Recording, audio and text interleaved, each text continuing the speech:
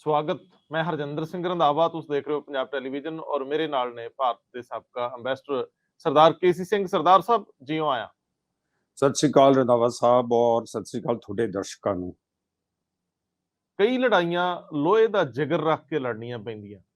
ਅੱਜ ਵੀ ਜਦੋਂ ਉਹ ਖੌਫਨਾਕ ਮੰਜ਼ਰ ਸਾਹਮਣੇ ਆਉਂਦੇ ਆ ਲਖੀਮਪੁਰ ਖੀਰੀ ਵਾਲੇ, ਤਾਂ ਉਦੋਂ ਤੁਹਾਡਾ ਕਲੇਜਾ ਮੂੰਹ ਨੂੰ ਆਉਣ ਲੱਗਦਾ ਹੈ। ਜਿਸ ਤਰੀਕੇ ਨਾਲ ਨਿਹੱਥੇ ਲੋਕਾਂ ਦੇ ਉੱਤੇ ਉਹ ਅਤਿਆਚਾਰ ਹੋਇਆ, ਹੁਣ ਉਹ ਮੰਜ਼ਰ ਦੁਬਾਰਾ ਸਿਰਜਣਾ ਵੀ ਸ਼ਬਦਾਂ ਰਾਹੀਂ ਚੰਗਾ ਨਹੀਂ ਲੱਗਦਾ, ਕਿਉਂਕਿ ਉਹ ਇੰਤਹਾ ਸੀ ਤਸ਼ੱਦਦ ਦੀ। ਕੋਈ ਜ਼ੋਰਾਵਰ ਕਿਸੇ ਨੂੰ ਕਿਵੇਂ ਦਰੜ ਸਕਦਾ ਹੈ? ਜ਼ਿੰਦਗੀ ਕਿੰਨੀ ਛੋਟੀ ਹੋ ਸਕਦੀ ਆ ਔਰ ਕਿੰਨੀ ਸਸਤੀ ਹੋ ਸਕਦੀ ਇਹਨਾਂ ਲੋਕਾਂ ਲਈ, ਇਸ ਤੋਂ ਤਾਜ਼ਾ ਮਿਸਾਲ ਹੋਰ ਸਾਡੇ ਸਮਿਆਂ 'ਚ ਸ਼ਾਇਦ ਕੋਈ ਹੋਵੇ। ਸੋ ਮੈਂ ਸਰਦਾਰ ਸਾਹਿਬ ਇਹ ਸਮਝਦਾ ਹੈ ਕਿ ਇਹ ਲੜਾਈ ਦੇ ਵਿੱਚ ਜਦੋਂ ਮਾਣਯੋਗ ਸੁਪਰੀਮ ਕੋਰਟ ਉਹ ਜ਼ਮਾਨਤ ਅਰਜ਼ੀ ਰੱਦ ਕਰਦੀ ਹੈ ਔਰ ਉਸ ਵਿਅਕਤੀ ਨੂੰ, ਜਿਹਨੂੰ ਤੁਸੀਂ ਜਿੰਨੇ ਮਰਜ਼ੀ ਨੈਗੇਟਿਵ ਵਿਸ਼ੇਸ਼ਣਾਂ ਨਾਲ ਪਰੋ ਲਓ, ਮੇਰਾ ਖਿਆਲ ਆ ਫਿਰ ਵੀ ਸ਼ਬਦ ਛੋਟੇ ਪੈ ਜਾਂਦੇ ਆ ਇਸ ਘਿਨੌਣੇਪਣ ਲਈ। ਅੱਜ ਉਸ ਵਿਅਕਤੀ ਦੇ ਸਾਹਮਣੇ, ਆਸ਼ੀਸ਼ ਮਿਸ਼ਰਾ ਦੇ ਸਾਹਮਣੇ ਇੱਕ ਵਾਰੀ ਫਿਰ ਜੇਲ੍ਹ 'ਚ ਜਾਣ ਦਾ ਰਸਤਾ ਹੈ ਔਰ ਅੱਜ ਅਜੇ ਵੀ ਭਾਰਤ ਸਰਕਾਰ ਦੇ ਵਿੱਚ ਜਿਹੜੇ ਮਿਨਿਸਟਰ ਆਫ ਸਟੇਟ ਨੇ ਹੋਮ ਅਫੇਅਰਸ ਦੇ, ਉਹ ਉਵੇਂ ਹੀ ਬਰਕਰਾਰ ਹੈ। ਮੈਨੂੰ ਲੱਗਦਾ ਹੈ ਕਿ ਚੀਜ਼ਾਂ ਕਦੇ-ਕਦੇ ਇੰਝ ਹੋਣ ਲੱਗਦੀਆਂ ਕਿ ਸਾਨੂੰ ਤੁਹਾਡੇ ਆਪਣੇ ਸਿਸਟਮ ਨਾਲ ਹੀ ਕੁਛ ਅਜੀਬ ਤਰ੍ਹਾਂ ਦੀ ਹੁਣ ਮੈਂ ਲਫ਼ਜ਼ ਕੀ ਵਰਤਾਂ, ਮੈਨੂੰ ਦੱਸਿਓ ਅੱਜ ਮਨੋਸਥਿਤੀ ਕੀ ਆ? ਜਿਹੜਾ ਪ੍ਰਸ਼ਾਂਤ ਭੂਸ਼ਣ ਵਾਲਾ ਉਹ ਤਰੀਕਾਕਾਰ ਸੀਗਾ ਜਿਹਦੇ ਚ ਨਾਲ ਤੁਸੀਂ ਆਪਣੇ ਵਕੀਲ ਦਿੱਤੇ ਸੀ, ਮੈਨੂੰ ਦੱਸਿਓ ਅੱਜ ਮਨ ਦੀ ਫੀਲਿੰਗ ਕਿਹੋ ਜੀ ਹੈ? ਦੇਖੋ, ਹੈਰਾਨੀ ਇਸ ਗੱਲ ਦੀ ਹੋਈ ਰੰਧਾਵਾ ਸਾਹਿਬ, ਮੈਂ ਤਾਂ ਹੀ ਤੁਹਾਨੂੰ ਫੋਨ ਕੀਤਾ। ਮੈਂ ਕਿਹਾ ਆਪਣੀ ਸੋਚ ਜ਼ਰਾ ਲੋਕਾਂ ਅੱਗੇ ਰੱਖੀਏ। ਬੜੇ ਬੰਦੇ ਅੱਜ ਪੰਜਾਬ 'ਚ ਥਾਪੀਆਂ ਦੇਣ ਲੱਗੇ ਆ ਆਪਣੀ ਪਿੱਠ ਤੇ, ਜਦ ਜੀ ਕਿ ਪਿਛਲੇ 1.5 ਮਹੀਨੇ ਦਾ ਕਿਸੇ ਨੇ ਕੋਈ ਪਰਵਾਹ ਨਹੀਂ ਕੀਤੀ। ਜਿੱਦਣ ਇਹ ਕਾਂਡ ਹੋਇਆ ਸੀ, ਕਾਰਾਂ 'ਚ ਚੜ੍ਹ ਕੇ, ਹਵਾਈ ਜਹਾਜ਼ਾਂ 'ਚ ਚੜ੍ਹ ਕੇ ਉਧਰ ਨੂੰ ਭੱਜੇ ਸਾਰੇ, ਕਿਉਂਕਿ ਪੰਜਾਬ ਦੀ ਇਲੈਕਸ਼ਨ ਹੋਣੀ ਸੀ। ਲੇਕਿਨ ਜਦ ਇਲੈਕਸ਼ਨ ਖਤਮ ਹੋ ਗਈ, ਆਪਣੇ ਆਪਣੇ ਕੰਮਾਂ 'ਚ ਲੱਗ ਗਏ। ਸਿਰਫ ਹੂੰ ਪ੍ਰਸ਼ਾਂਤ ਭੂਸ਼ਣ ਤੇ ਯੋਗਿੰਦਰ ਯਾਦਵ ਨੇ ਜਾ ਕੇ 2 ਫੈਮਿਲੀ ਮੈਂਬਰਸ ਦਾ ਕੇਸ ਲੈ ਕੇ ਸੁਪਰੀਮ ਕੋਰਟ 'ਚ ਆ ਗਏ। ਉੱਥੇ ਬਹੁਤ ਇੱਕ ਨਿਖਰਿਆ ਹੋਇਆ ਨੇਤਾ ਕਿਸਾਨਾਂ ਦਾ ਹੈਗਾ ਹੈ, ਗੁਰਮਨੀਤ ਸਿੰਘ ਜੀ ਮਾਂਗਟ। ਉਹਨਾਂ ਨੇ ਆਪਣੀ ਉੱਥੇ ਜਥੇਬੰਦੀ ਬਣਾਈ ਹੈ, ਪ੍ਰੋਗਰੈਸਿਵ ਫਾਰਮਰਸ ਫਰੰਟ। ਉਹ ਵਿਚਾਰਾ ਹੂੰ ਕੱਲਾ ਹੀ ਉੱਥੇ ਮੁਕਾਬਲਾ ਕਰ ਰਿਹਾ ਹੈ। ਉਹਦੇ ਤੇ ਬਹੁਤ ਜ਼ਿਆਦਾ ਪ੍ਰੈਸ਼ਰ ਪਾਇਆ ਜਾਂਦਾ ਹੈ ਯੂਪੀ ਦੀ ਪੁਲਿਸ ਤੇ ਦੂਸਰਾ ਉਹ ਜੀ ਸਾਡੇ ਨਾਲ ਜੁੜੇ। ਉਹਨਾਂ ਨੇ ਫਿਰ 2 ਜਿਹੜੇ ਇਹ ਜਿਹੇ ਟੱਬਰ ਜਿਨ੍ਹਾਂ ਦੇ ਬੰਦੇ ਸ਼ਹੀਦ ਹੋਏ ਸੀ, ਹੂੰ ਨਛੱਤਰ ਸਿੰਘ ਜਿਹੜੇ ਵਿਦ ਸੀ, ਔਰ ਲਵਪ੍ਰੀਤ ਛੋਟੀ ਉਮਰ ਦਾ ਕੱਲਾ ਹੀ ਕੱਲਾ ਮੁੰਡਾ ਮਾਪਿਆਂ ਦਾ, ਉਹਨਾਂ ਨੂੰ ਅਸੀਂ ਆਪਣੇ ਹੂੰ ਨਾਲ ਜੋੜ ਕੇ, ਮੈਂ ਐਡਵੋਕੇਟ ਔਨ ਰੈਕਰਡ, ਅਸੀਂ ਆਪਣੇ ਵੱਲੋਂ ਪਟੀਸ਼ਨ ਫਾਈਲ ਕੀਤੀ ਕਿ ਸਾਨੂੰ ਵੀ ਜੋੜੋ ਇਹਦੇ ਨਾਲ। ਫਿਰ ਆਰ.ਐਸ. ਚੀਮਾ ਪੰਜਾਬ ਦੇ ਬੜੇ ਸੀਨੀਅਰ ਲਾਇਰ ਨੇ, ਉਹ ਮੰਨ ਗਏ, ਬਿਨਾਂ ਪੈਸੇ ਲਏ ਮੈਂ ਪੇਸ਼ ਹੋਊਂਗਾ। ਜਿੱਦਣ ਪੇਸ਼ੀ ਹੋਈ ਉਹ ਆ ਨਹੀਂ ਸਕੇ, ਫਿਰ ਉਹਨਾਂ ਨੇ ਸੰਜੇ ਹੈਗੜੇ ਜੀ ਨੂੰ ਕਿਹਾ, ਮੈਂ ਵੀ ਸੰਜੇ ਹੈਗੜੇ ਜੀ ਨੂੰ ਕਿਹਾ। ਉਦੋਂ ਸੰਜੇ ਹੈਗੜੇ ਜੀ ਖੜੇ ਹੋ ਗਏ। ਦੁਸ਼ਯੰਤ ਦਾਵੇ ਬਹਿਸ ਕਰ ਰਹੇ ਸੀ, ਉਹ ਵੀ ਬਿਨਾਂ ਕਿਸੇ ਪੈਸੇ ਲਏ ਉਹਨਾਂ ਨੇ ਬਹਿਸ ਕੀਤੀ ਹੈ। ਤੇ ਮੇਰੀ ਵੀ ਉਹਨਾਂ ਨਾਲ ਗੱਲ ਹੋਈ। ਉਹ ਕਹਿੰਦੇ ਤੁਸੀਂ ਜੁੜ ਜਾਓ ਸਾਡੇ ਨਾਲ, ਤੁਸੀਂ ਅਲੱਗ ਬਹਿਸ ਨਾ ਕਰਿਓ, ਕਿਉਂਕਿ ਬਹਿਸ ਬਿਲਕੁਲ ਠੀਕ ਚੱਲ ਰਹੀ ਹੈ। ਮੈਨੂੰ ਲੱਗਦਾ ਕੋਰਟ ਦੀ ਸੋਚ ਇਹ ਲੱਗ ਰਹੀ ਹੈ ਕਿ ਜ਼ਾਤੀ ਹੋਈ ਹੈ। ਉਹ ਅੱਜ ਜ਼ਾਹਿਰ ਹੋ ਗਿਆ, ਜਦ ਜਜਮੈਂਟ ਆਈ ਉਹ ਜ਼ਾਹਿਰ ਹੋ ਗਿਆ। ਸੁਪਰੀਮ ਕੋਰਟ ਨੇ ਬੜੇ ਸਖਤ ਸ਼ਬਦਾਂ ਦਾ ਹੂੰ ਪ੍ਰਯੋਗ ਕੀਤਾ। ਉਹ ਬੇਲ ਕੈਂਸਲ ਕਰਤੀ, ਉਹਨੂੰ ਕਿਹਾ 7 ਦਿਨਾਂ ਦੇ ਅੰਦਰ ਤੂੰ ਹਾਜ਼ਰ ਹੋ ਜੇਲ੍ਹ 'ਚ, ਔਰ ਜੀ ਹਾਈ ਕੋਰਟ ਨੂੰ ਕਿਹਾ ਕਿ ਦੁਬਾਰਾ ਦੇਖੋ। ਇੱਕ ਚੀਜ਼ ਜਿਹੜੀ ਅਖਬਾਰਾਂ 'ਚ ਨਹੀਂ ਸ਼ਾਇਦ ਆਉਣੀ, ਉਦੋਂ ਦੁਸ਼ਯੰਤ ਦਾਵੇ ਸਾਹਿਬ ਨੇ ਕਿਹਾ ਕਿ ਯੋਰ ਲਾਰਡਸ਼ਿਪ, ਇਹ ਤੁਸੀਂ ਇਹ ਵੀ ਲਿਖ ਦਿਓ ਕਿ ਇਹ ਨਵੇਂ ਬੈਂਚ ਦੇ ਅੱਗੇ ਲੱਗੇ ਕੇਸ ਹਾਈ ਕੋਰਟ 'ਚ, ਉਸੇ ਦੇ ਨਾਲ ਲੱਗ ਜੇ ਜਿਹਨੇ ਆਹ ਕੁਛ ਕੀਤਾ ਹੈ। ਤਾਂ ਉਹ ਚੀਫ ਜਸਟਿਸ ਸਾਹਿਬ ਕਹਿਣ ਲੱਗੇ ਕਿ ਹੁਣ ਤਾਂ ਅਸੀਂ ਆਰਡਰ ਲਿਖ ਲਿਆ, ਪਰ ਸਾਨੂੰ ਪੂਰਾ ਭਰੋਸਾ ਹੈ ਕਿ ਨਵੇਂ ਦੇ ਲੱਗੇਗਾ। ਸੋ ਉਹਨਾਂ ਜਦ ਸੁਪਰੀਮ ਕੋਰਟ ਤੋਂ ਕੇਸ ਰੱਦ ਹੋ ਕੇ ਵਾਪਸ ਆਉਂਦਾ, ਆਪਣੇ ਆਪ ਉੱਥੋਂ ਦੇ ਚੀਫ ਜਸਟਿਸ ਵੀ ਇਹ ਜ਼ਾਹਿਰ ਕਰਨਗੇ ਕਿ ਸੁਪਰੀਮ ਕੋਰਟ ਨੇ ਇੱਕ ਤਰ੍ਹਾਂ ਦੇ ਸਟ੍ਰਿਕਚਰਸ ਪਾਸ ਕੀਤੇ ਨੇ ਜੱਜ ਤੇ, ਉਹਨੂੰ ਦੁਬਾਰਾ ਕਿਉਂ ਦੇਣਗੇ। ਸੋ ਇਹ ਕੇਸ ਹੁਣ ਉੱਥੇ ਚਲਾ ਜਾਏਗਾ, ਗੱਲ ਮੁੱਕੀ ਨਹੀਂ। ਅੱਜ ਗੁਰਨਮੀਤ, ਉਹ ਕਹਿ ਰਹੇ ਉਹਨਾਂ ਦੇ ਨਵਾਂ ਐਸਐਚਓ ਉੱਥੇ ਲੱਗਿਆ ਹੈ, ਉਹਨੇ ਬੁਲਾ ਕੇ ਇਹਦੇ ਤੇ ਕੋਈ ਕੇਸ ਪਾ ਕੇ ਉਹਨੂੰ ਬਿਠਾਇਆ ਹੋਇਆ ਉੱਥੇ। ਤੋਂ ਇਸ ਕਰਕੇ ਇਹ ਜਿਹੜਾ ਦਬਾਅ ਤੇ ਜਿਹੜਾ ਘੁੱਟਣ ਹੈ, ਇਹ ਚੱਲਦੀ ਰਹਿਣੀ ਹੈ। ਪੰਜਾਬ ਗਿਆ 100। ਸੋ ਇਸ 'ਚ ਹੁਣ ਅੱਗੇ ਕੀ ਕਰਨਾ ਹੈ, ਇਹ ਸੋਚਣ ਵਾਲੀ ਗੱਲ ਹੈ। 20 ਤਰੀਕ ਨੂੰ ਜਯੰਤ ਚੌਧਰੀ ਜੇ ਆਰਐਲਡੀ ਦੇ ਪ੍ਰਧਾਨ ਨੇ, ਉਹ ਰਾਮਪੁਰ ਜਾ ਰਹੇ ਨੇ। ਮੈਂ ਉਹਨਾਂ ਨੂੰ ਕਿਹਾ, ਉਹ ਕਹਿੰਦੇ ਆਜੋ ਤੁਸੀਂ ਮੇਰੀ ਗੱਡੀ 'ਚ ਆਜੋ, ਇਕੱਠੇ ਚੱਲਦੇ ਆ। ਉੱਥੇ ਇੱਕ ਗਵਾਹ ਹੈ ਜਿਹਨੂੰ ਇਹਨਾਂ ਨੇ ਕੁੱਟਿਆ ਮਾਰਿਆ ਕਈ ਹਫ਼ਤਿਆਂ ਦੇ। ਇਹ ਗਵਾਹਾਂ ਨੂੰ ਮੁਕਰਾਉਣ ਲਈ ਉਹਨਾਂ ਤੇ ਪ੍ਰੈਸ਼ਰ ਪਾ ਰਹੇ ਸੀ ਆਸ਼ੀਸ਼ ਹੋਣੀ। ਹੁਣ ਮੁੱਦੇ ਉੱਠਦੇ ਨੇ 2-3। ਰੰਧਾਵਾ ਸਾਹਿਬ, ਪਹਿਲਾ ਤਾਂ ਕਾਨੂੰਨੀ ਦੀ ਤਾਂ ਤੁਹਾਨੂੰ ਦੱਸ ਦਿੱਤਾ, ਦੂਜਾ ਹੈਗਾ ਰਾਜਨੀਤੀ ਨਾਲ ਜੁੜਿਆ ਹੋਇਆ ਕਿ ਹੁਣ ਇਹ ਮੰਗ ਕਿਉਂ ਨਹੀਂ ਕਰਦੀਆਂ ਪੰਜਾਬ ਦੀਆਂ ਪਾਰਟੀਆਂ। ਮੈਂ ਤਾਂ ਹੁਣ ਕਰੂੰਗਾ ਹੀ ਆ ਤੁਹਾਡੇ ਪ੍ਰੋਗਰਾਮ ਦੇ ਵਿੱਚ ਕਿ ਅਜੇ ਮਿਸ਼ਰਾ ਜਿਹੜਾ ਇਹਦਾ ਪਿਓ ਹੈ, ਜਿਹੜਾ ਕਿ ਇਸ ਵੇਲੇ ਵੀ minister of state Amit Shah ji ਦੇ ਨਾਲ, ਉਹਨੂੰ ਕੱਢਿਆ ਕਿਉਂ ਨਾ ਜਾਵੇ, ਕਿਉਂਕਿ ਇਹ ਜਦ ਸਟ੍ਰਿਕਚਰ ਸੁਪਰੀਮ ਕੋਰਟ ਪਾਸ ਕਰਦੀ ਹੈ ਤਾਂ ਜ਼ਾਹਿਰ ਹੀ ਹੈਗਾ ਕਿ ਇਹਦੇ 'ਚ ਕੋਈ ਸਿਆਸੀ ਹੱਦ ਸੀ। ਜੱਜ ਸਾਹਿਬ ਨੇ ਕਿਉਂ ਐਸੀ ਜਜਮੈਂਟ ਲਿਖੀ? ਤਾਂ ਇਸ ਕਰਕੇ ਇਹ ਗੱਲ ਦੁਬਾਰਾ ਨਾ ਹੋਵੇ ਤਾਂ ਮੈਂ ਸਮਝਦਾ ਕੇਂਦਰ ਸਰਕਾਰ ਨੂੰ ਵੀ ਇਹ ਸਮਝ ਲੈਣਾ ਚਾਹੀਦਾ ਹੈ ਕਿ ਦੇਖੋ, ਇਹਦੇ ਵਿੱਚ ਜੇ ਉਹ ਬੈਠਾ ਰਹੇਗਾ ਹੋਮ ਮਿਨਿਸਟਰੀ ਦੇ ਅੰਦਰ ਤਾਂ ਉਹਨਾਂ ਨੇ ਦਖਲਅੰਦਾਜ਼ੀ ਨਹੀਂ ਬੰਦ ਕਰਨੀ। ਤਾਂ ਇਸ ਲਈ ਨਿਰਪੱਖ ਬਿਲਕੁਲ ਇਹਦੇ 'ਚ ਇਨਵੈਸਟੀਗੇਸ਼ਨ ਹੋਵੇ। ਔਰ ਅੱਗੇ ਨੂੰ ਇਹ ਬੇਲ ਦੇ ਤਾਂ ਇੱਕ ਮੁੱਦਾ ਹੈ ਨਾ, ਇਨਵੈਸਟੀਗੇਸ਼ਨ ਦੇ FIR ਤਾਂ ਚੱਲ ਰਹੀ ਹੈ, ਤਾਂ ਉਹਨੂੰ ਠੀਕ ਤਰ੍ਹਾਂ ਕਿਸੇ ਸਿਰੇ ਉਹ ਪਹੁੰਚਣ। ਉਹਦੇ 'ਚ ਗੱਲ ਆਉਂਦੀ ਹੈ ਕਿ ਪੰਜਾਬ ਸਰਕਾਰ ਦਾ ਕੀ ਕਰਨਾ ਚਾਹੀਦਾ ਇਹਦੇ 'ਚ। ਦੇਖੋ, ਪੰਜਾਬ ਸਰਕਾਰ, CM ਸਾਹਿਬ ਭੱਜੇ ਜਾਂਦੇ ਨੇ ਹਿਮਾਚਲ, ਗੁਜਰਾਤ, ਇਹ ਉੱਥੇ ਦੇ ਜਾ ਕੇ ਸਿੱਖਾਂ ਨੂੰ ਨਹੀਂ ਮਿਲ ਸਕਦੇ। ਉਹ ਸਾਡਾ ਭਾਈਚਾਰਾ ਹੈ, ਜਿਹੜੇ ਵਿਚਾਰੇ ਉੱਥੇ ਬੈਠੇ ਨੇ ਇਹੋ ਜਿਹੇ ਹਾਲਾਤਾਂ 'ਚ। ਇੱਕ ਵੀ ਕੋਈ ਪੋਲੀਟੀਕਲ ਲੀਡਰ, ਮੈਂ ਕਹਿੰਦਾ CM ਨੂੰ ਛੱਡੋ, CM ਸਾਹਿਬ ਤਾਂ ਯੋਗੀ ਜੀ ਨੂੰ ਫੋਨ ਕਰਨ, ਪਹਿਲਾਂ ਉੱਥੇ ਡੈਲੀਗੇਸ਼ਨ, ਆਲ ਪਾਰਟੀ ਡੈਲੀਗੇਸ਼ਨ ਲੈ ਕੇ ਜਾਣ। ਮੈਂ ਤਾਂ 20 ਤਰੀਕ ਨੂੰ ਚਲੇ ਜਾਣਾ, 25 ਨੂੰ ਉੱਥੇ ਕੁਝ ਜਥੇਬੰਦੀਆਂ ਜਾ ਰਹੀਆਂ ਕਿਸਾਨਾਂ ਦੀਆਂ, ਤੇ ਸਾਰੀਆਂ ਪਾਰਟੀਆਂ ਪੰਜਾਬ 'ਚ ਇੱਕ ਦੂਜੇ ਤੇ ਨੁਕਤਾਚੀਨੀ, 300 ਹੋਣੇ ਚਾਹੀਦੇ ਯੂਨਿਟ, 200 ਹੋਣੇ ਚਾਹੀਦੇ ਹੈ, ਪੌਣੇ 300 ਹੋਣੇ ਚਾਹੀਦੇ, ਉਹਦੇ ਤੇ ਲੱਗੇ ਹੈ। ਇਹ ਇਕੱਠੇ ਹੋ ਕੇ ਡੈਲੀਗੇਸ਼ਨ ਲੈ ਕੇ ਯੋਗੀ ਜੀ ਨੂੰ ਮਿਲਣ, ਉੱਥੇ ਜਾ ਕੇ ਪਹਿਲਾਂ ਕਿਸਾਨਾਂ ਕੋਲ ਜਾਣ, ਫਿਰ ਯੋਗੀ ਜੀ ਨੂੰ ਕਹਿਣ ਜੀ ਤੁਸੀਂ ਕਿਉਂ ਤੰਗ ਕਰ ਰਹੇ ਹੋ ਇਹਨਾਂ ਨੂੰ। ਵੈਸੇ ਸਰਦਾਰ ਸਾਹਿਬ, ਸਾਡੇ ਪੰਜਾਬੀ ਨਾ ਪਿੰਡਾਂ ਦੇ ਵਿੱਚ ਇੱਕ ਸ਼ਬਦ ਹੈ, ਖੱਖੜੀਆਂ ਕਰੇਲੇ ਹੋਣਾ। ਹੁਣ ਸਾਡੀ ਜਿਹੜੀ ਕਿਸਾਨ ਜਥੇਬੰਦੀਆਂ, ਜਿਨ੍ਹਾਂ ਦਾ ਇੱਕ ਪ੍ਰੈਸ਼ਰ ਸੀ, ਭਾਰਤ ਸਰਕਾਰ ਨੂੰ ਝੁਕਾ ਲਿਆ ਇਹਨਾਂ ਨੇ, ਖੇਤੀ ਕਾਨੂੰਨ ਵਾਪਸ ਹੋ ਗਏ, ਉਹ ਸਾਰੀ ਇੱਕ ਯੂਨਿਟੀ ਚੋਂ ਨਿਕਲ ਕੇ ਆਏ। ਉਦੋਂ ਰਾਜੇਵਾਲ ਸਾਹਿਬ ਤੋਂ ਲੈ ਕੇ ਇੱਕ ਲੰਬੀ ਫਹਿਰਿਸਤ ਸੀਗੀ, ਔਰ ਬਹੁਤ ਸਾਰੇ ਲੋਕ ਇਹ ਸਮਝਦੇ ਸੀਗੇ ਕਿ ਇਹੋ ਜਿਹੇ ਪ੍ਰੈਸ਼ਰ ਗਰੁੱਪ ਕਿਸੇ ਵੀ ਤਰ੍ਹਾਂ ਦੀ ਪ੍ਰਾਪਤੀ ਲਈ ਬੜਾ ਆਸਾਨ ਤਰੀਕਾ ਹੈ। ਲੇਕਿਨ ਪੰਜਾਬ ਵਿਧਾਨ ਸਭਾ ਦੀ ਇਲੈਕਸ਼ਨ ਕੀ ਹੋਈ, ਉਸ ਤੋਂ ਬਾਅਦ ਜੋ ਹਾਲਾਤ ਬਣੇ ਨੇ, ਹੁਣ ਰਾਜੇਵਾਲ ਸਾਹਿਬ ਨੂੰ ਕੱਲ ਮੁੱਖ ਮੰਤਰੀ ਨਾਲ ਮੀਟਿੰਗ 'ਚ ਸੱਦਿਆ ਹੀ ਨਹੀਂ ਗਿਆ। ਹੁਣ ਬਹੁਤ ਸਾਰੀਆਂ ਜਥੇਬੰਦੀਆਂ ਨਵੀਆਂ ਵੀ ਕੁਝ ਉੱਗ ਆਈਆਂ ਨੇ, ਲੇਕਿਨ ਅਹਿਮ ਸਵਾਲ ਆ ਕਿ ਇਸ ਤਰ੍ਹਾਂ ਦੇ ਨਾਜ਼ੁਕ ਮੁੱਦੇ ਤੇ ਜਿਹੜਾ ਇਸ ਪੂਰੇ ਅੰਦੋਲਨ ਦੇ ਵਿੱਚ ਸਭ ਤੋਂ ਘਿਨਾਉਣਾ ਸੀ, ਮੇਰੇ ਖਿਆਲ ਆ ਦੁਨੀਆ ਦੇ ਇਤਿਹਾਸ ਵਿੱਚ ਇਸ ਤਰ੍ਹਾਂ ਦੀਆਂ ਰੇਅਰ ਐਗਜ਼ਾਮਪਲ ਹੋਣਗੀਆਂ, ਔਰ ਇਹ ਕਿਸਾਨ ਅੰਦੋਲਨ ਦਾ ਹਿੱਸਾ ਸੀ। ਕਿਸਾਨ ਆਗੂ ਤੇ ਜਥੇਬੰਦੀਆਂ ਇਹਨੂੰ ਵਿਸਾਰ ਨਹੀਂ ਸਕਦੀਆਂ। ਇਹਦੇ ਲਈ ਇੱਕ ਸਟਰਗਲ, ਇਹਦੇ ਲਈ ਇੱਕ ਨਵਾਂ ਯੁੱਧ, ਇਹ ਮੇਰਾ ਖਿਆਲ ਦਰਕਾਰ ਸੀ। ਇੱਥੇ ਆ ਕੇ ਕਿਸਾਨ ਜਥੇਬੰਦੀਆਂ ਉਸ ਤੀਬਰਤਾ ਨਾਲ ਇਸ ਮੁੱਦੇ ਨੂੰ ਅੱਗੇ ਨਹੀਂ ਵਧਾ ਰਹੀਆਂ। ਇਹ ਤੁਹਾਨੂੰ ਕੋਈ ਇਹਦੇ 'ਚ ਪੋਲਿਟਿਕਸ ਲੱਗਦੀ ਆ? ਸ਼ੁਰੂ ਤੋਂ ਲੈ ਕੇ ਜਦੋਂ ਇਹ ਸਾਰਾ ਮਾਮਲਾ ਆਉਂਦਾ ਹੈ, ਉਦੋਂ ਵੀ ਕਿਸਾਨ ਜਥੇਬੰਦੀਆਂ ਨੇ ਇਹਨੂੰ ਉਨੀ ਸ਼ਿੱਦਤ ਨਾਲ ਅੱਗੇ ਨਹੀਂ ਸੀ ਵਧਾਇਆ, ਤੁਹਾਨੂੰ ਯਾਦ ਹੋਵੇ। ਉਹ ਸਾਰੀਆਂ ਚੀਜ਼ਾਂ ਨੂੰ ਤੁਸੀਂ ਆਪਣੇ ਢੰਗ ਨਾਲ ਜ਼ਰਾ ਦੱਸਿਓ। ਦੇਖੋ, ਜੋ ਮੈਨੂੰ ਲੱਗਦਾ ਹੈ, ਅਸੀਂ ਰਾਜੇਵਾਲ ਸਾਹਿਬ ਨੂੰ ਮਿਲੇ ਸੀ ਲਖੀਮਪੁਰ ਖੇੜੀ ਤੋਂ ਕੁਝ ਹੀ ਦਿਨ ਪਹਿਲਾਂ। ਉਦੋਂ ਇਹ ਕਹਿ ਰਹੇ ਸੀ ਸਾਡਾ ਬੜੀ ਜਲਦੀ ਫੈਸਲਾ ਹੋ ਜਾਣਾ। ਮੈਨੂੰ ਇਹ ਲੱਗਿਆ ਕਿ ਲਖੀਮਪੁਰ ਖੇੜੀ ਨੇ ਇਹਨਾਂ ਦਾ ਫੈਸਲਾ ਡਿਲੇ ਕਰਤਾ, ਕਿਉਂਕਿ ਤੁਸੀਂ ਹੁਣ ਕੀ ਫੈਸਲਾ ਕਰੋਗੇ ਜਦ ਐਡਾ ਵੱਡਾ ਕਾਂਡ ਹੋ ਗਿਆ। ਦੇਖੋ, ਯੂਰਪ ਦੇ ਵਿੱਚ ਜਦ ਇਹੋ ਜਿਹਾ ਕਾਂਡ ਹੁੰਦਾ ਹੈ, ਜੇ ਇੱਕ ਬੰਦਾ ਗੱਡੀ ਲੈ ਕੇ ਬੰਦਿਆਂ ਨੂੰ ਲੱਥੜੀ ਜਾਵੇ, ਉਹਨੂੰ ਆਤੰਕਵਾਦ ਕਹਿੰਦੇ ਆ। ਉਹ IPC ਦੇ ਥੱਲੇ ਥੋੜੀ ਕੇਸ ਬਣਦਾ ਹੈ। ਸੈਂਟਰਲ ਸਰਕਾਰ ਦੇ ਕੋਲ ਅੱਧੇ ਦਰਜਨ ਕਾਨੂੰਨ ਨੇ ਜਿਹਦੇ ਵਿੱਚ ਫੜ ਕੇ ਕਿਸੇ ਬੰਦੇ ਨੂੰ ਵੀ ਅੰਦਰ ਦੇ ਦਿੰਦੇ ਆ। ਉਹਦੇ 'ਚ ਨਾ ਬੇਲ ਦਾ ਕੋਈ ਮਤਲਬ ਹੈ ਤੇ ਨਾ ਜੇਲ੍ਹ ਹੀ ਜੇਲ੍ਹ ਹੈ ਫਿਰ, ਤੇ ਉਹੋ ਜਿਹੇ ਕਾਨੂੰਨ ਨਹੀਂ ਲਾਗੂ ਹੋਏ। ਤਾਂ ਇਸ ਕਰਕੇ ਇਹ ਜਥੇਬੰਦੀਆਂ ਨੇ ਕਿਹਾ ਵੀ ਆਹ ਸੱਪ ਗਲੇ ਪੈ ਗਿਆ ਸਾਡੇ। ਐਵੇਂ ਇਹ ਨਹੀਂ ਸੀ ਚਾਹੁੰਦੇ ਕਿ ਇਹ ਆਪਣੀ ਜਿਹੜੀ ਗੱਲਬਾਤ ਕਰ ਰਹੇ ਸੀ ਉਹਦੇ 'ਚ ਅੜਚਨ ਬਣੇ। ਫਿਰ ਇਹਨਾਂ ਨੂੰ ਅਣਸੱਦਿਆਂ ਨੂੰ ਜਾਣਾ ਪਿਆ। ਉਹ ਮੁੱਦਾ ਚੱਕ ਲਿਆ, ਲੇਕਿਨ ਉਹਦੇ ਬਾਅਦ ਭੁਲਾਤਾ ਸਾਰਿਆਂ ਨੇ, ਜਿਹੜੀ ਕਿ ਮਾੜੀ ਗੱਲ ਹੈ। ਜਿਹੜਾ ਤੁਹਾਡੇ ਨਾਲ ਤੁਰਿਆ ਹੋਵੇ, ਜਿਹਨੇ ਸ਼ਹਾਦਤ ਦਿੱਤੀ ਹੋਵੇ, ਉਹਨੂੰ ਤੁਸੀਂ ਪਿੱਛੇ ਕਿਵੇਂ ਛੱਡ ਸਕਦੇ ਹੋ, ਭਾਵੇਂ ਉਹ ਪੰਜਾਬ ਦੀ ਸਰਕਾਰ ਹੋਵੇ। ਇਹ ਵੀ ਦੇਖੋ, ਪੰਜਾਬ ਦੀ ਐਡੀ ਵੱਡੀ ਬਹੁਮਤ ਨਹੀਂ ਸੀ ਆਉਂਦੀ ਜੇ ਕਿਸਾਨਾਂ ਨੇ ਅੰਦੋਲਨ ਨਾ ਚਲਾਇਆ ਹੁੰਦਾ। ਉਹਦਾ ਫਾਇਦਾ ਆਪ ਲੈ ਗਿਆ, ਕਿਸਾਨ ਨਹੀਂ ਲੈ ਸਕੇ। ਉਹ ਲੋਕ, ਜਿਹੜੇ ਲੋਕਾਂ 'ਚ ਗੁੱਸਾ ਤੇ ਲੋਕ ਆਰਗੇਨਾਈਜ਼ ਹੋ ਕੇ ਇਕੱਠੇ ਹੋਏ ਸੀ, ਉਹ ਉਹਨਾਂ ਦੀਆਂ ਭਾਵਨਾ ਇੱਧਰ ਨੂੰ ਚਲੀਆਂ ਗਈਆਂ। ਹੁਣ ਨਾ ਤਾਂ ਉੱਥੇ ਸਰਕਾਰ ਨੂੰ ਕੋਈ ਇੱਥੋਂ ਦੀ ਪਰਵਾਹ ਹੈ।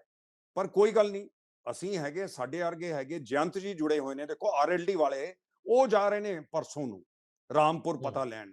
ਫਿਰ ਮੈਂ ਉਹਨਾਂ ਨੂੰ ਕਿਹਾ ਤੁਸੀਂ 25 ਨੂੰ ਆਓ। ਅੱਛਾ, ਮੈਨੂੰ ਇਹ ਦੱਸੋ ਕਿ ਜਯੰਤ ਇਲੈਕਸ਼ਨ ਦੇ ਵਿੱਚ ਮੁਲਾਇਮ ਸਿੰਘ ਯਾਦਵ ਦੇ ਪੁੱਤਰ ਨਾਲ ਸੀ, ਅਖਿਲੇਸ਼ ਨਾਲ, ਸਮਾਜਵਾਦੀ ਪਾਰਟੀ ਨਾਲ। ਬਿਲਕੁਲ ਠੀਕ। ਜਿਹੜਾ ਉਹ ਉੱਥੇ ਪ੍ਰੈਸ਼ਰ ਹੈ, ਉਹ ਪ੍ਰੈਸ਼ਰ ਲੋਕਲ ਜਿਹੜੀ ਪੋਲਿਟਿਕਸ ਆ ਉਹਦਾ ਜ਼ਿਆਦਾ ਹੁੰਦਾ ਹੈ। ਤੁਹਾਨੂੰ ਲੱਗਦਾ ਕਿ ਜਨਤ ਇਸ ਸਥਿਤੀ 'ਚ ਹੋਣਗੇ ਕਿ ਉਹ ਬਾਕੀ ਜਿਹੜੀਆਂ ਧਿਰਾਂ ਨੇ ਉਹਨਾਂ ਨੂੰ ਵੀ ਇਸ ਮਾਮਲੇ 'ਚ ਨਾਲ ਸਮਝ ਲੈਣ ਜਾਂ ਵਰਤਣ, ਜਾਂ ਪ੍ਰੈਸ਼ਰ ਗਵਰਨਮੈਂਟ ਤੇ ਬਣੇ, ਯੋਗੀ ਸਰਕਾਰ ਇਸ ਮਾਮਲੇ ਦੇ ਵਿੱਚ ਸਿਆਸੀ ਦਖਲਅੰਦਾਜ਼ੀ ਨਾ ਕਰੇ ਔਰ ਕਿਸੇ ਤਰੀਕੇ ਨਾਲ ਦੋਸ਼ੀ ਬਚਾਏ ਨਾ ਜਾਣ? ਕਿਉਂਕਿ ਇਹ ਸਾਡੇ, ਮੈਨੂੰ ਲੱਗਦਾ ਹੈ ਕਿ ਸਾਡੇ ਸਮਿਆਂ ਦੇ ਵਿੱਚ ਇਸ ਤਰ੍ਹਾਂ ਦੇ ਮਾਮਲਿਆਂ 'ਚ ਇਨਸਾਫ ਹੋਣਾ ਚਾਹੀਦਾ, ਤਾਂ ਕਿ ਕੋਈ ਸੱਤਾਧਾਰੀ ਮੁੜ ਕੇ ਕੁਝ ਇਸ ਤਰ੍ਹਾਂ ਦੀ ਘਿਨਾਉਣੀ ਹਰਕਤ ਨਾ ਕਰ ਸਕੇ। ਇੱਥੇ ਇੱਥੇ ਮੈਨੂੰ ਲੱਗਦਾ ਕਲੈਕਟਿਵ ਐਫਰਟਸ ਹੋਣੇ ਚਾਹੀਦੇ ਆ। ਪੰਜਾਬ ਦੇ ਨਜ਼ਰੀਏ ਤੋਂ ਸਮੂਹਿਕ ਪਾਰਟੀਆਂ, ਸੁਖਬੀਰ ਬਾਦਲ, ਇੱਧਰ ਕਾਂਗਰਸੀਆਂ ਦੇ 3 ਧੜੇ ਨੇ, ਇਹ ਸਾਰੇ ਹੋਣ ਇਕੱਠੇ। ਔਰ ਈਵਨ ਮੈਂ ਤਾਂ ਇਹ ਕਹੂੰਗਾ ਕਿ ਸਾਡੀਆਂ ਜਿਹੜੀਆਂ ਬਾਕੀ ਜਥੇਬੰਦੀਆਂ ਨੇ, ਜਿਨ੍ਹਾਂ 'ਚ ਧਾਰਮਿਕ ਵੀ ਨੇ, ਜਿਨ੍ਹਾਂ ਦੇ ਵਿੱਚ ਸਾਡੀਆਂ ਸ਼੍ਰੋਮਣੀ ਕਮੇਟੀ ਵਰਗੀਆਂ ਸੰਸਥਾਵਾਂ, ਉਹ ਵੀ ਅੱਗੇ ਵਧਣ, ਉਹਨਾਂ ਲੋਕਾਂ ਦੀ ਮਦਦ ਵੀ ਕਰਨ ਔਰ ਉੱਥੇ ਜਾ ਕੇ ਕਾਨੂੰਨੀ ਲੜਾਈ ਲਈ ਵੀ ਸਾਥ ਦੇਣ, ਕਿਉਂਕਿ ਸਰਬ ਸਾਂਝੀਆਂ ਨੇ। ਇਹਨਾਂ ਕੋਲ ਆਪਣੇ ਸਰੋਤ ਨੇ, ਪੈਸੇ ਨੇ। ਮੇਰਾ ਖਿਆਲ ਤੁਸੀਂ ਮੇਰੀ ਗੱਲ ਨੂੰ ਸਮਝ ਸਕਦੇ ਹੋ ਤੇ ਅੱਗੇ ਵਧਾਓਗੇ। ਬਿਲਕੁਲ ਠੀਕ ਹੈ। ਤੋ ਇਸੇ ਕਰਕੇ ਮੈਂ ਜਯੰਤ ਜੀ ਦੇ ਨਾਲ, ਕਿਉਂਕਿ ਜਦ ਮੈਨੂੰ ਪਤਾ ਲੱਗਿਆ ਰਾਮਪੁਰ ਜਾ ਰਹੇ ਹੈ, ਮੈਂ ਗੱਲ ਆਹੀ ਕੀਤੀ, ਮੈਂ ਕਿਹਾ ਜੱਜਮੈਂਟ ਆ ਗਈ। ਉਹ ਕਹਿੰਦੇ ਮੈਂ ਰਾਮਪੁਰ ਜਾ ਰਿਹਾ। ਫਿਰ ਉਹ ਇੱਕਦਮ ਰਾਜ਼ੀ ਹੋਏ, ਕਹਿੰਦੇ ਚੱਲੋ ਮੇਰੇ ਨਾਲ। ਮੈਂ ਉਹਨਾਂ ਨੂੰ ਕਿਹਾ ਕਿ ਹੂੰ, 25 ਨੂੰ ਚੱਲੋ ਤੁਸੀਂ ਉੱਥੇ। ਉਹ ਕਹਿੰਦੇ ਜੇ ਮੈਂ ਹੁਣੇ ਅਨਾਉਂਸ ਕਰਤਾ ਫਿਰ ਇਹ ਜ਼ਿਆਦਾ ਪੋਲੀਟੀਕਲ ਬਣ ਜਾਣਾ ਹੈ, ਇਹਨਾਂ ਨੇ ਫਿਰ ਉੱਥੇ ਕੋਈ ਨਾ ਕੋਈ ਕਾਨੂੰਨ ਲਾ ਕੇ ਜਗ੍ਹਾ ਜਗ੍ਹਾ ਇਹਨਾਂ ਨੇ ਬੈਰੀਅਰ ਲਾ ਦੇਣੇ ਨੇ। ਪਰ ਹੂੰ, ਉਹ ਰਜ਼ਾਮੰਦ ਹੋ ਗਏ। ਮੈਂ ਕਿਹਾ ਇਹ 25 ਦੀ ਨਿਕਲ ਲੇ, ਜਿਹੜੀਆਂ ਇੱਥੋਂ ਜਥੇਬੰਦੀਆਂ ਜਾ ਰਹੀਆਂ ਨੇ। ਉਹਦੇ ਬਾਅਦ ਜੀ, ਚੰਡੀਗੜ੍ਹ ਪ੍ਰੈਸ ਕਾਨਫਰੰਸ ਕਰਾਂਗੇ, ਫੈਮਿਲੀ ਮੈਂਬਰਸ ਬੁਲਾ ਕੇ, ਉਹਨਾਂ ਦੇ ਟੱਬਰ ਦੇ ਬੰਦੇ ਬੁਲਾ ਕੇ, ਜਿਹੜੇ ਜਿਨ੍ਹਾਂ ਤੇ ਆ ਵਾਪਰੀ ਹੈ। ਔਰ ਜੀ, ਜਯੰਤ ਜੀ ਨੂੰ ਮੈਂ ਰਾਜ਼ੀ ਕੀਤਾ ਕਿ ਤੁਸੀਂ ਚੰਡੀਗੜ੍ਹ ਆਓ, ਪ੍ਰੈਸ ਕਾਨਫਰੰਸ ਜੁੜੋ ਸਾਡੇ ਨਾਲ। ਉਹ ਉਹਨਾਂ ਨੂੰ ਕਹਾਂਗੇ ਅਖਿਲੇਸ਼ ਜੀ ਨਾਲ ਵੀ ਗੱਲ ਕਰੋ। ਲੇਕਿਨ ਇਹ ਪੰਜਾਬ ਦੀਆਂ ਸਾਰੀਆਂ ਪਾਰਟੀਆਂ ਇਕੱਠੇ ਹੋ ਕੇ ਲਖਨਊ ਜਾਣ, ਅਖਿਲੇਸ਼ ਜੀ ਨੂੰ ਮਿਲਣ, ਉਹ ਲੀਡਰ ਆਫ ਦੀ ਆਪੋਜੀਸ਼ਨ ਨੇ, ਤੇ ਚੀਫ ਮਿਨਿਸਟਰ ਨੂੰ ਮਿਲਣ। ਇਹ ਤਾਂ ਪ੍ਰੈਸ਼ਰ ਤਾਂ ਹੀ ਬਿਲਡ ਹੋਏਗਾ। ਤੀਜਾ, ਇਹ ਦਿੱਲੀ ਅਮਿਤ ਸ਼ਾਹ ਨੂੰ ਮਿਲਣ, ਕਿ ਜੀ ਆ ਬੰਦੇ ਨੂੰ ਕੱਢੋ ਜਿਹੜਾ ਤੁਸੀਂ ਨਾਲ ਦੇ ਕਮਰੇ 'ਚ ਬਿਠਾਇਆ। ਕੀ ਤੁਸੀਂ ਦੇਸ਼ 'ਚ ਇਸ਼ਾਰਾ ਦੇਣਾ ਚਾਹੁੰਦੇ ਹੋ? ਉਹ ਤਾਂ ਨਜ਼ਰ ਹੀ ਆ ਰਿਹਾ ਕੀ ਹੋ ਰਿਹਾ। ਜੋ ਦਿੱਲੀ 'ਚ ਦੰਗੇ ਫਸਾਦ ਹੋਏ ਹੈ, ਹੁਣ ਦੇਖੋ ਉਹਦੇ 'ਚ ਕੇਜਰੀਵਾਲ ਸਾਹਿਬ ਨੇ ਬੜੀ ਦੋ ਤਰਫੀ ਜੀ ਆਪਣੀ ਪੋਜੀਸ਼ਨ ਰੱਖੀ ਹੈ।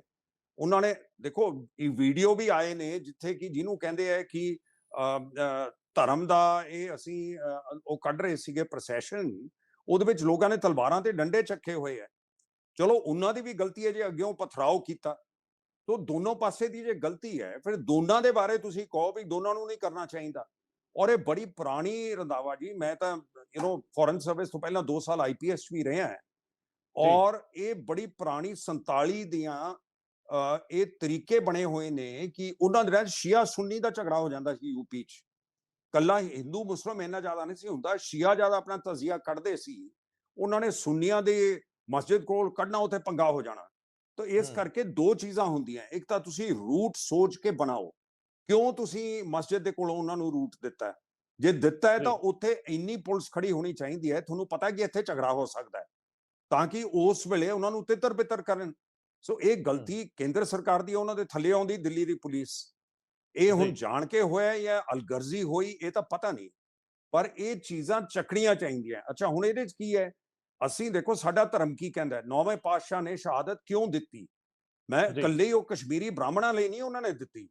ਉਹਨਾਂ ਧਰਮ ਦੀ, ਤੁਸੀਂ ਆਪਣਾ ਧਰਮ ਆਜ਼ਾਦੀ ਨਾਲ ਜਿਹੜਾ ਵੀ ਧਰਮ ਚਾਹੋ ਉਹ ਰੱਖ ਸਕੋ, ਕਿ ਉਹਦੀ ਆਪਣੀ ਇੱਛਾ ਹੋਣੀ ਚਾਹੀਦੀ ਕਿਹੜੇ ਧਰਮ 'ਚ ਉਹਨੇ ਰਹਿਣਾ। ਜੀ, ਮਾਰ ਪਿਟਾਈ ਨਹੀਂ ਹੋਣੀ ਚਾਹੀਦੀ। ਕੋਈ ਆਵਾਜ਼ ਸੁਣਦੀ ਹੈ ਪੰਜਾਬ 'ਚੋਂ, ਐਸਜੀਪੀਸੀ 'ਚੋਂ, ਸਰਕਾਰ 'ਚੋਂ? ਭਗਵੰਤ ਸਿੰਘ ਜੀ ਮਾਨ ਕੋਲ ਉਹ ਇੰਨੇ ਬੁਲਾਰੇ ਨੇ, ਕਿਉਂਕਿ ਦਿੱਲੀ ਵਾਲੇ ਨਹੀਂ ਚਾਹੁੰਦੇ। ਉਹਨਾਂ ਦੀ ਰਾਜਨੀਤੀ ਜਿਹੜੀ ਹਿਮਾਚਲ ਤੇ ਗੁਜਰਾਤ 'ਚ ਹੈ, ਉਹ ਚੁੱਪਚਾਪ ਇਹਦੇ 'ਚ ਹੈ ਕਿ ਮੁਸਲਮਾਨ ਦੇ ਮੁੱਦੇ ਤੇ ਕੋਈ ਗੱਲ ਨਾ ਕਰੋ। ਔਰ ਮੁਸਲਮਾਨਾਂ ਨੇ ਵੀ ਇਹਨਾਂ ਨੂੰ ਵੋਟਾਂ ਪਾਈਆਂ, ਆਪ ਨੂੰ, ਮਲੇਰਕੋਟਲੇ ਵਾਲਿਆਂ ਨੇ, ਦੂਜਿਆਂ ਨੇ।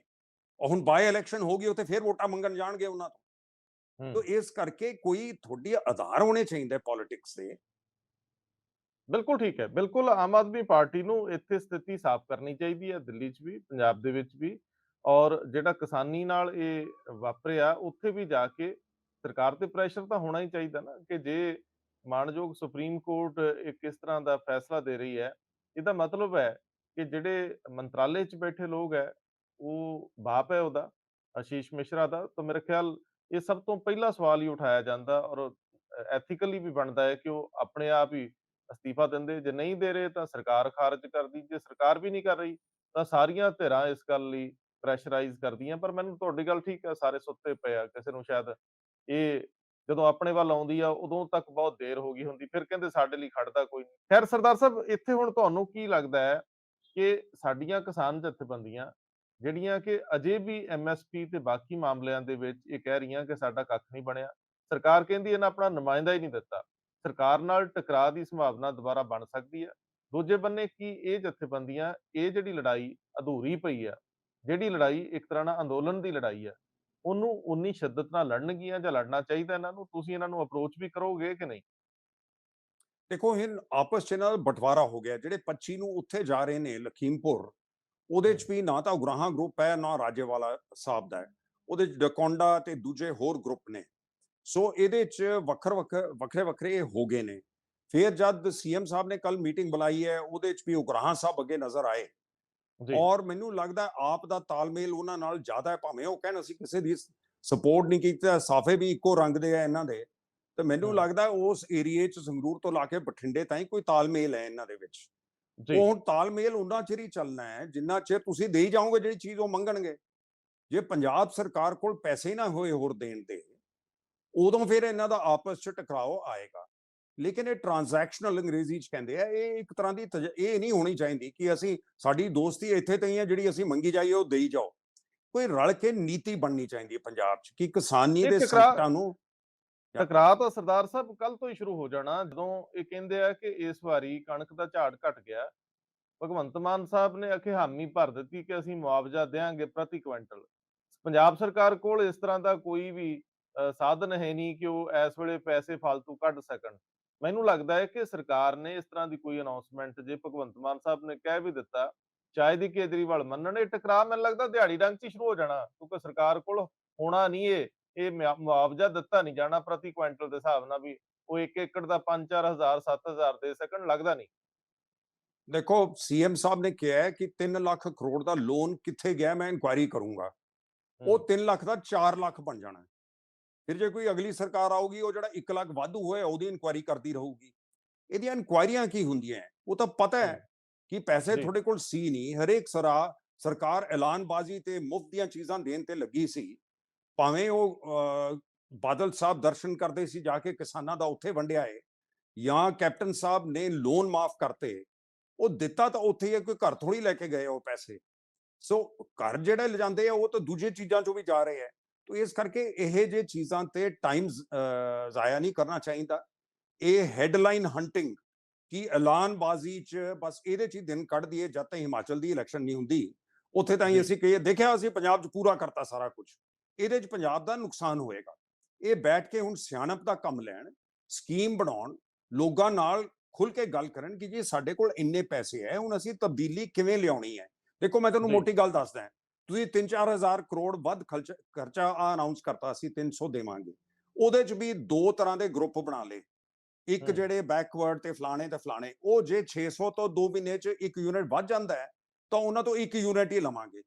ਬਾਕੀ ਦਾ ਜਿਹੜਾ ਵਿਚਾਰਾ ਜਿਹਦੇ ਕੋਲ ਪੈਸੇ ਨਹੀਂ ਹੈ, ਉਹ ਤੋਂ ਪੂਰੇ 600 ਲਵਾਂਗੇ ਜੇ 1 ਯੂਨਿਟ ਵੱਧ ਗਿਆ। ਇਹ ਕਿਸ ਤਰ੍ਹਾਂ ਦੀ ਪਾਲਿਸੀ? ਜਿਹਦੇ ਕੋਲ ਪੈਸੇ ਨਹੀਂ ਹੈ, ਤੁਸੀਂ ਜਾਤ ਦੇ ਆਧਾਰ ਤੇ, ਹੋਰ ਆਧਾਰ ਤੇ ਇਕਨੋਮਿਕਲੀ ਬੈਕਵਰਡ ਜਿਹੜੇ ਹੈਗੇ ਉਹ ਸਾਰਿਆਂ ਨੂੰ ਵੰਡੀ ਜਾਂਦੇ ਹੋ। ਤੁਹਾਨੂੰ ਇਹੀ ਪੈਸੇ, ਇੱਕ ਸਕੀਮ ਬਣ ਸਕਦੀ ਹੈ, ਇਹੀ ਪੈਸੇ ਸੀ ਸੋਲਰ એનર્ਜੀ ਚ ਲਗਾਉਂਦੇ, ਉਹਦੇ ਚ ਸੋਲਰ એનર્ਜੀ ਪਿੰਡਾਂ ਚ ਸ਼ਹਿਰਾਂ ਚ ਲਾ ਕੇ ਵੈਸੇ ਹੀ ਕਾਫੀ ਹੱਦ ਤਾਈਂ ਤੁਹਾਨੂੰ ਬਿਜਲੀ ਵਾਪਸ ਆ ਜਾਂਦੀ। ਉਹ ਤੁਹਾਡੀ ਪਰਮਨੈਂਟ ਉਹਦੇ ਚ ਬਣ ਸਕਦਾ ਇਨਫਰਾਸਟ੍ਰਕਚਰ। ਇਹੀ ਜੀ ਕੋਈ ਪਲਾਨ ਨਹੀਂ। ਇਹ ਹੈ ਕਿ ਐਲਾਨ ਕਰ ਦੋ ਕਿਉਂਕਿ ਇਲੈਕਸ਼ਨ ਤੋਂ ਪਹਿਲਾਂ ਕੀਤਾ ਸੀ। ਇਹ ਤਾਂ ਉਵੇਂ ਹੀ ਕਰ ਰਿਹਾ ਜਿਵੇਂ ਪੁਰਾਣੀਆਂ ਸਰਕਾਰਾਂ ਨੇ ਕੀਤਾ। ਇਹ ਤਬਦੀਲੀ ਨਹੀਂ ਹੈ। ਇਹ ਤਬਦੀਲੀ ਲਿਆਉਣ ਲਈ ਇਹ ਕਹਿ ਰਹੇ ਸੀ ਇਨਕੁਆਇਰੀ ਕਰਾਂਗੇ, ਫਲਾਣਾ ਕਰਾਂਗੇ। ਉਹ ਐਵੇਂ ਇਹ ਤਾਂ ਐਵੇਂ ਦੀਆਂ ਗੱਲਾਂ ਇਹਨਾਂ ਦੀਆਂ। ਸੋ ਇਸ ਕਰਕੇ ਮੁੱਦਿਆਂ ਤੇ ਆਣ, ਮੁੱਦਿਆਂ 'ਚ ਇਹ ਦੱਸਣ ਕਿ ਆਹ ਨਵੀਂ ਪਲਾਨ ਹੈ। ਹੁਣ ਉਹੀ ਅਸੀਂ ਕਰਜ਼ਾ ਵਧਾਉਣ ਵਾਲੇ ਰਸਤੇ ਤੇ ਨਹੀਂ ਤੁਰੇ ਹੋਏ। ਹੁਣ ਅੱਗੇ ਦੌੜ ਪਿੱਛੇ ਚੌੜ ਨਹੀਂ ਹੈ। ਅਸੀਂ ਕੋਈ ਨਵਾਂ ਤਰੀਕਾ ਅਪਣਾਵਾਂਗੇ। ਉਹ ਕਿਹੜਾ ਹੋਊਗਾ ਤਰੀਕਾ, ਹਲੇ ਤੱਕ ਤਾਂ ਨਜ਼ਰ ਨਹੀਂ ਆਇਆ। ਜੀ। ਸਰਦਾਰ ਸਾਹਿਬ, ਆਸ ਕਰਦੇ ਹਾਂ ਕਿ ਤੁਸੀਂ ਇਸ ਮਾਮਲੇ ਨੂੰ, ਜਿਹੜਾ ਤੁਹਾਡੇ ਧਿਆਨ 'ਚ ਹੈ, ਇਹਨੂੰ ਹੱਲ ਕਰਵਾਓਗੇ ਔਰ ਉਹਨਾਂ ਪੀੜਤ ਪਰਿਵਾਰਾਂ ਨੂੰ ਇਨਸਾਫ ਦਿਵਾਓਗੇ। ਤੁਸੀਂ ਜਾ ਹੀ ਰਹੇ ਹੋ ਔਰ ਇਹ ਵੀ ਉਮੀਦ ਕਰਦੇ ਹਾਂ ਕਿ ਤੁਹਾਡੇ ਕਾਬਲੇ 'ਚ ਜ਼ਿਆਦਾ ਵੱਡੇ ਅਹਿਮ ਲੋਕ ਵੀ ਸ਼ਾਮਲ ਹੋਣ। ਪੰਜਾਬ ਦੀਆਂ ਉਹ ਧਿਰਾਂ ਜਿਹੜੀਆਂ ਆਪਣੇ ਆਪ ਨੂੰ ਪੰਜਾਬ ਦੀਆਂ ਅਲੰਬਰਦਾਰ ਕਹਿੰਦੀਆਂ, ਉਹ ਤੁਹਾਡੇ ਨਾਲ ਰਾਬਤਾ ਕਰਨ ਤੇ ਤੁਹਾਡੀ ਤਾਕਤ ਬਣ ਕੇ, ਕਿਉਂਕਿ ਇਹ ਗੱਲ ਸਿਆਸੀ ਨਹੀਂ ਹੈ।